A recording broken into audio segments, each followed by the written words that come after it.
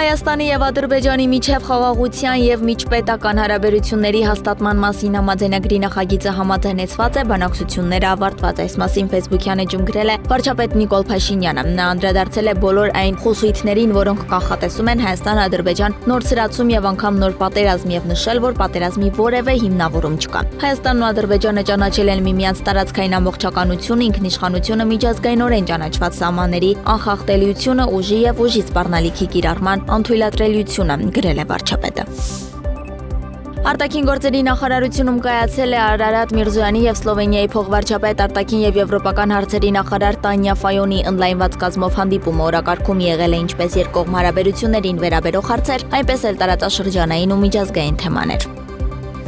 Ապրիլի 16-ին անվտանգության խորհրդի քարտուղար Արմեն Գրիգորյանը Բրյուսելում մասնակցել է Rasmussen Global խմբի կողմից կազմակերպված խաղաղության խաչմերուկ թեմայով քննարկմանը, որին ներկայ էին ԵՄ-կառույցների եւ անդամ երկրների բարձրաստիճան պաշտոնյաներ, փորձագետներ։ Քննարկման առանցքում են եղել Հարավային Կովկասում խաղաղության հաստատման ուղղված քայլերը, ինչի շրջանակներում անվտանգության խորհրդի քարտուղարը ներկայացրել է կառավարության կողմից գործադրվող շարունակական ջանքերը։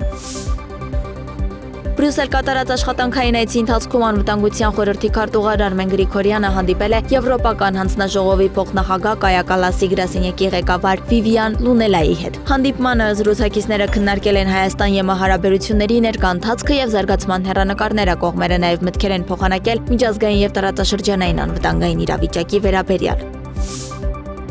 Գյումրի համայնքի նորընտիր ավականին համայնքապետ ընտրեց Վարդան Ղուկասյանին, նրա թեկնածությանը կողմ քվեարկեց ավականու 18 անդամ։ Ավելի վաղ համայնքի նորընտիր ավականու առաջին նիստին ավականու խմբակցությունները ներկայացրել էին մեկական թեկնածու ժամանակավոր հաշվիչ հանձնաժողովի կազմը ձևավորելու համար։